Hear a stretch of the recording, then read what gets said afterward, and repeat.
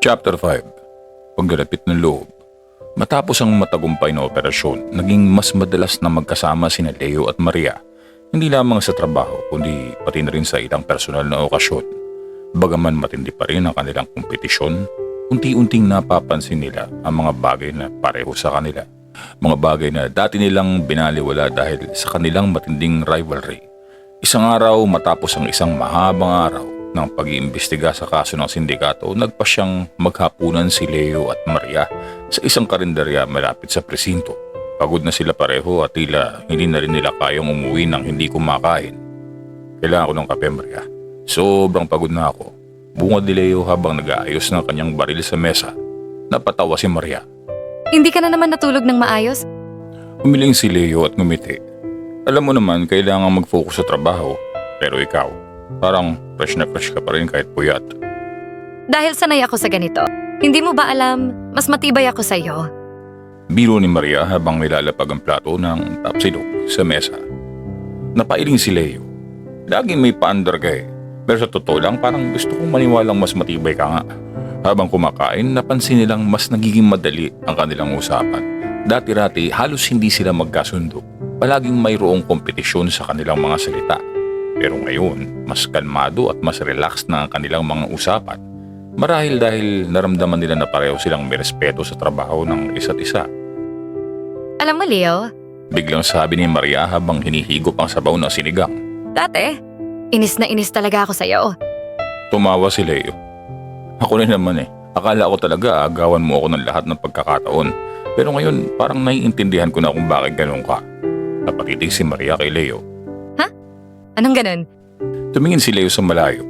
Parang nag-iisip bago sumagot. Kasi parehong pareho tayo. Parehong action-oriented. Parehong gustong magtagumpay. Wala tayong gustong maiwan. Kaya nagiging competitive tayo. Pero ngayon naiisip ko, mas okay pala na magkasama tayo. Napatigil si Maria. Naramdaman niya ang bigat ng sinabi ni Leo. Hindi niya inaasahan na may ganitong pag-amin si Leo. Sanay siyang makipagsagutan sa kanya, pero sa pagkakataong ito, tila may lambing at katapatan ang mga salita ni Leo. Hindi ko rin inaasahan na mas magiging madali pala to kapag nagkakasundo tayo. Sagot ni Maria. Habang nagpapatuloy ang kanilang usapan, napansin ni Maria na mas naging bukas na rin si Leo tungkol sa kanyang buhay.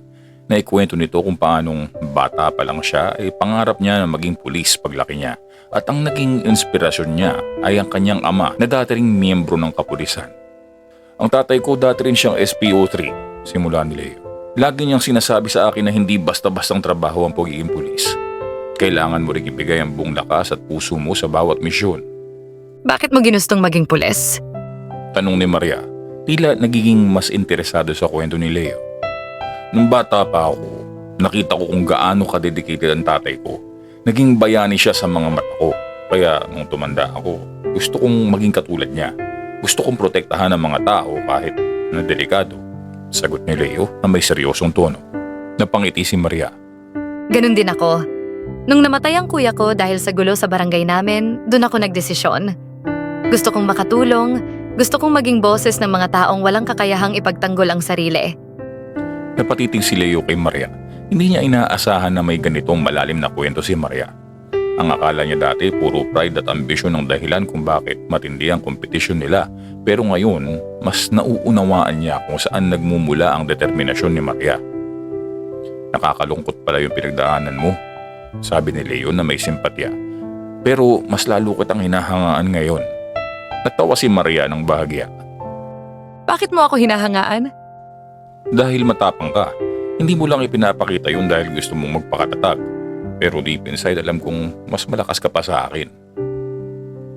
Sabi ni Leo habang nakatingin kay Maria. Tahimik na natapos ang kanilang hapunan. Pareho silang napaisip. Ang tensyon na dati ay bumabalot sa kanilang dalawa. Tila napalitan na ng isang kakaibang koneksyon. Hindi nila yun inaasahan pero parang kusa na lang itong nangyari. Habang naglalakad pabalik sa presinto, nakaramdam si Maria ng isang kakaibang init sa kanyang dibdib. Hindi ito galit, kundi isang uri ng damdaming hindi niya pa nararamdaman dati para kay Leo. Iba ito sa galit at kompetisyon na dati niyang nararamdaman. Parang nagkakaroon siya ng respeto at paghanga sa lalaki. Nang makarating sila sa presinto, nagpaalam si Leo na uuwi na. Pero bago siya umalis, may sinabi siya kay Maria na tila ba nagmarka sa kanya. Alam mo, Maria, ayaw ko man aminin, parang masaya akong nagkikwentuhan tayo. Hindi na lang puro trabaho at kompetisyon.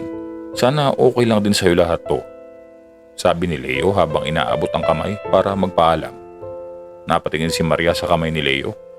Ilang segundo bago niya ito kinuha at ngumiti. Sana nga. Siguro mas maganda kapag magkasama tayo palagi sa mga buy-bust operations.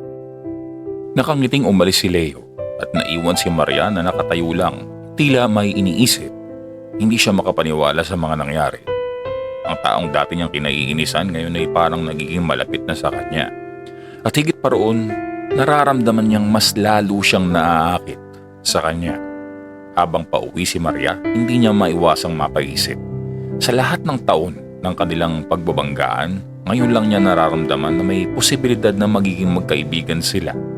O pwedeng higit pa roon, ngunit hindi pa siya handang tanggapin ang nararamdaman niya. Kaya't pinilit niyang itago ang kitig at mag-focus sa kaso. Ngunit kahit anong gawin niya, hindi niya maitago ang ngiti sa kanyang labi habang iniisip si Leo. Tila ba ang mga alitan at tensyon na nakaraan ay naglaho at unti-unting napalitan ng respeto, paghanga at isang bagay na hindi pa niya kayang pangalanan. Isang bagay na tila tumutulak sa kanya papalapit kay Leo. Sa mga oras na iyon, naramdaman ni Maria na nagiging mas malapit na siya kay Leo. Hindi lang bilang kasamahan kundi bilang isang tao. At kahit anong iwas niya, alam niyang hindi niya na kayang pigilan ang sarili na mapalapit sa kanya. Chapter 6. Pagsiselos ni Major Ramos. Habang tumatagal ang kaso at mas nagiging madalas ang pagsasama ni Leo at Maria, hindi maiwasan ni Major Ramos na mapansin ang unti-unting paglalapit ng dalawa. Sa bawat oras na magkasama sila, tila mas lumalalim ang kanilang koneksyon. Hindi niya maitatanggi may nararamdaman siyang kakaibang kirot sa kanyang dibdib. Matagal na niyang tinitingala si Maria. Hindi lang bilang mahusay na pulis kundi bilang isang babae na lihim niyang pinagnanasahan. Isang hapon habang nagpapahinga si Major Ramos sa kanyang opisina, naglalakad si Maria patungo sa desk ni Leo. Napansin niyang nakangiti ang dalawa habang may pinag-uusapan. Tila komportable na sila sa isa't isa. Parang may biglang sumundot sa kanyang dibdib. Mula sa kanyang kinauupuan, napako ang tingin ni Major Ramos kay Maria. Iniisip kung ano nga ba ang meron sa kanilang dalawa ni Leo. Sa kanyang isipan, nagsimulang gumuhit ang mga pangarap na imposibleng matupad. Ano kaya ang mangyayari kung ako ang nasa posisyon ni Leo? Tanong niya sa sarili. Madalas siyang mag-isip ng ganito tuwing mag-isa at hindi niya maiwasang magpantasya kay Maria. Ang babaeng minsan niyang inisip na maaaring maging parte ng kanyang buhay. Ngunit sa bawat pantasya, alam niyang mali. Kasal siya, may pamilya at kahit na may nararamdaman siyang kakaibang pagnanasa kay Maria, hindi niya kayang iwanan ang kanyang pamilya at higit sa lahat, alam niyang walang lugar ang ganitong damdamin sa trabaho. Ngunit ang selos ay hindi madaling pigilan. Tuwing makikita niya sina Leo at Maria na nagtutulungan sa kanilang mga plano, hindi niya maiwasang mapaisip. Bakit siya? Bakit si Leo ang tila mas paborito ni Maria ngayon? Sa likod ng kanyang ngiti at pagiging profesional, nararamdaman ni Major Ramos ang unti-unting pag-init ng kanyang damdamin, isang inggit na sinusubukan niyang itago. Isang gabi matapos ang isang matinding araw ng pagtatrabaho, nagpatawag ng meeting si Major Ramos kasama sina Leo at Maria. Habang nasa meeting, napansin niyang mas palaging nagkakatitigan ang dalawa kaysa sa kanya. Hindi niya maiwasang magtaka. Nagsisimula na ba talaga magka-developan ng dalawa? Ang tanong na ito ay bumabagabag sa kanyang isip. Ngunit kahit pa may selos siyang nararamdaman, alam ni Major Ramos na may nararamdaman din si Maria para kay Leo. Nakikita niya ito sa mga simpleng kilos ni Maria, ang mga pasimpleng tingin, ang mga ngiti na hindi niya maipaliwanag dati, at sa kabila ng kanyang sariling damdamin, gusto niyang maging masaya si Maria. Siguro naisip niya, mas mabuting magkasama talaga sila sina Leo at Maria.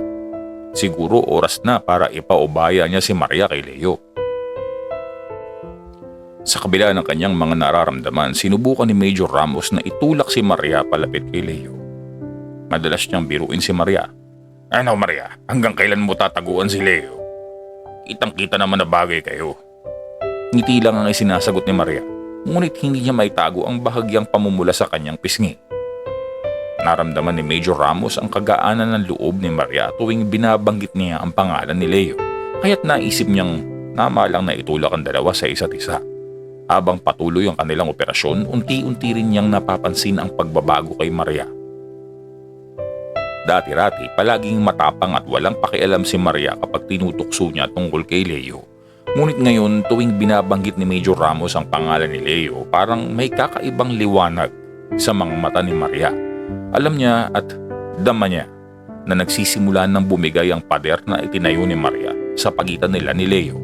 Isang araw habang magkasama sila ni Maria, sa isang briefing, napansin ni Major Ramos na tila hindi mapakali si Maria. Parang nag-iisip ng malalim. Lumapit si Major Ramos at bumulong. Maria, ano bang nangyayari sa'yo? Parang wala ka sa focus ngayon. Si Leo na naman ba iniisip mo? Nagulat si Maria sa tanong ni Major Ramos, ngunit tinangka niyang itago ang kanyang kilig. Hindi naman po, sir.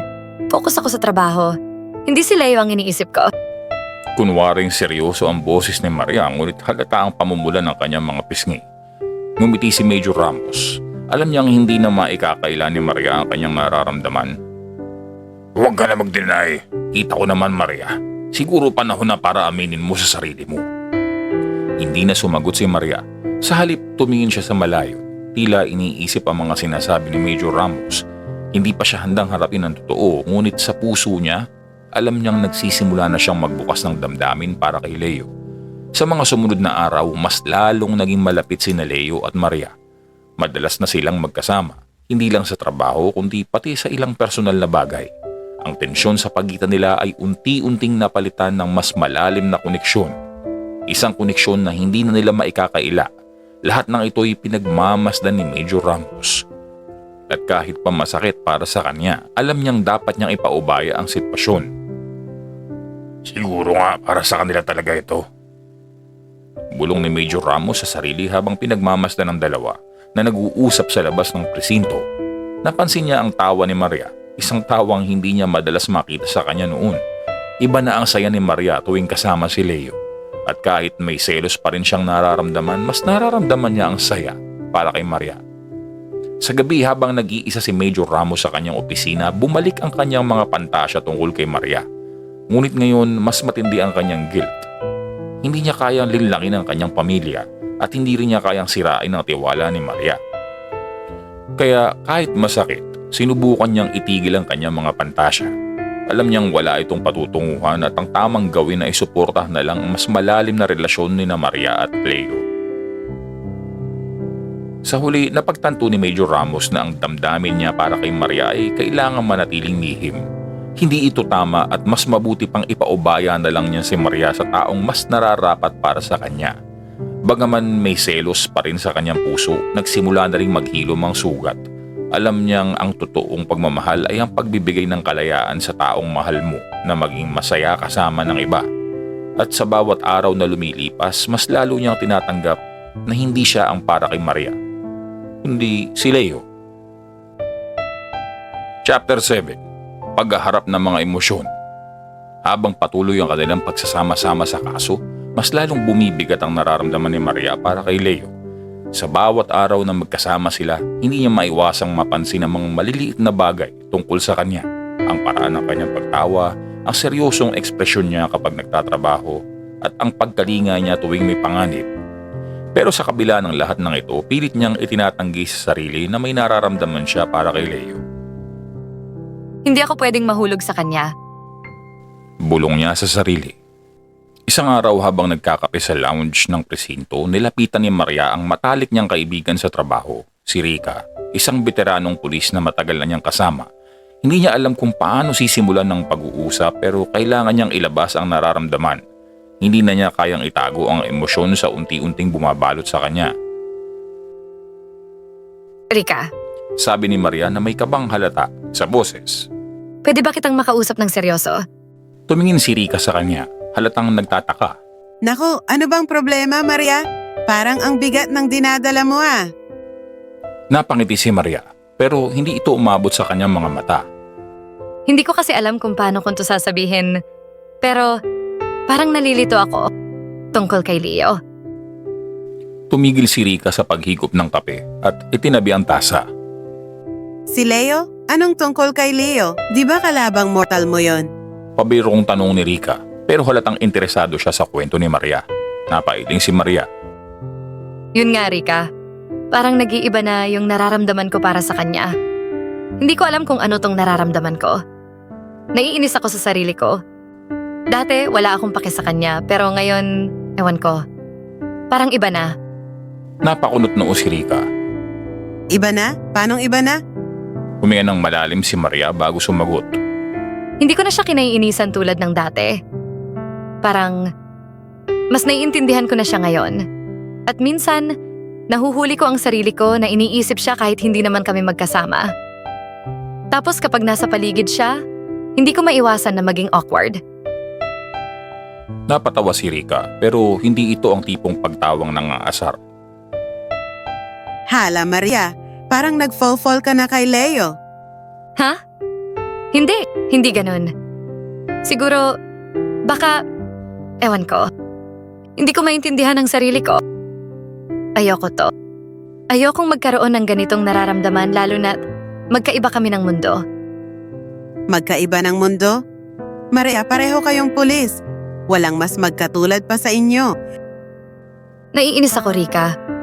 Naiinis ako kasi parang gusto kong iwasan tong nararamdaman ko pero hindi ko magawa, lalo na't pinagpa-partner pa kami sa trabaho. Hindi ko siya matakasan. Alam mo, Maria, minsan hindi masama na aminin sa sarili mo yung nararamdaman mo. Siguro kailangan mo lang tanggapin na normal lang yan. Gwapo si Leo, matipuno, matalino. Babae lang tayo pare-pareho. Lahat tayo nakakaramdam. Lahat tayo kinikilig. Pero paano kung hindi kami pareho ng nararamdaman? Baka pagtawanan niya lang ako. Hindi natin alam. Pero malay mo, baka ikaw lang din pala ang hinihintay niya. Samantala, si Leo ay unti-unti ring napapansin ang pagbabago sa pakikitungo ni Maria sa kanya. Dati palaging may tensyon sa pagitan nilang tuwing magkasama sila. Parang lagi silang nag-uumpugan ng ulo. Pero nitong mga nakaraang araw napansin ni Leo na hindi na ganun katindi ang kanilang bangayan. Kapag nagtatalo sila tungkol sa mga diskarte sa kaso, hindi na ito tulad ng dati na para silang magkaaway. Mas may respeto na sa bawat isa at mas madalas na silang magkasundo.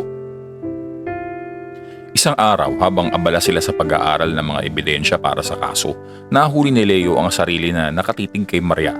Sa halip na ang usual niyang pang-aasar at tahimik lang siya habang pinagmamasdan ito. Nakita niya kung gaano kaseryoso si Maria kapag nagtatrabaho at hindi niya maiwasang mapahanga sa dedikasyon nito. Ngunit sa kabila ng pagkabilib, may nararamdaman siyang kakaibang init sa kanyang dibdib tuwing magkasama sila. Ano ba to? Tanong ni Leo sa sarili. Bakit biglang nagiging ganito ako kay Maria? Lumapit siya kay Maria na tila walang balak na magsalita tungkol sa nararamdaman niya, pero nahihirapan siyang itago ang pagbabago sa kanyang damdamin. Maria, okay ka lang ba? Parang tahimik ka ngayon. Tanong ni Leo habang tinitingnan siya. Nagulat si Maria at sandaling nagkatinginan sila. Oo. Focus lang ako sa ginagawa ko. Bakit? Wala namang masyadong ibig sabihin ng tanong ni Leo, pero hindi maiwasan ni Maria na maging awkward. Parang masyado na siyang conscious sa bawat galaw ni Leo at hindi niya alam kung paano niya maitatago. Wala lang, nag-aalala lang ako. Baka may problema ka. Sagot ni Leo na tila alanganin din. Napansin ni Leo ang maliliit na pagbabago kay Maria. Ang mga mata nito na tila nagiging mas maamo kapag nag-uusap sila. At ang mga bigla ang pag-iwas ng tingin tuwing magkalapit sila. Hindi man sabihin ni Maria ng direkta, alam ni Leo na may nangyayaring pagbabago sa pagitan nila. Hindi ako pwedeng ganito. Bulong ni Maria sa sarili matapos umalis si Leo. Hindi dapat. Pero habang lumalalim ang kanilang trabaho at mas nagiging malapit sila, mas nagiging malinaw kay Maria na hindi niya kayang itago ang nararamdaman niya ng matagal. Alam niyang kailangang harapin niya ang sarili niyang emosyon pero hindi niya alam kung saan magsisimula. Takot siyang masaktan pero mas takot siyang hindi mabigyan ng pagkakataon ang anumang nararamdaman niya para kay Leo. Sa kabilang banda, si Leo ay patuloy na nag-iisip tungkol sa kanilang sitwasyon. May nararamdaman din kaya si Maria sa akin? Tanong ni Leo sa sarili. Alam niyang hindi madali para kay Maria na tanggapin ang posibilidad ng isang relasyon, lalo na't mula sila sa iisang larangan at magkakilala sila mula pa sa academy. Pero alam din niya na hindi siya maaaring manatiling tahimik habang unti-unting lumalalim ang nararamdaman niya. Ang mga susunod na araw ay patuloy na puno ng tensyon at pag-iwas. Ngunit sa bawat pagkakataon na magkasama sila, mas nagiging malinaw sa kanilang dalawa na hindi na nila kayang itanggi ang namumuong damdamin.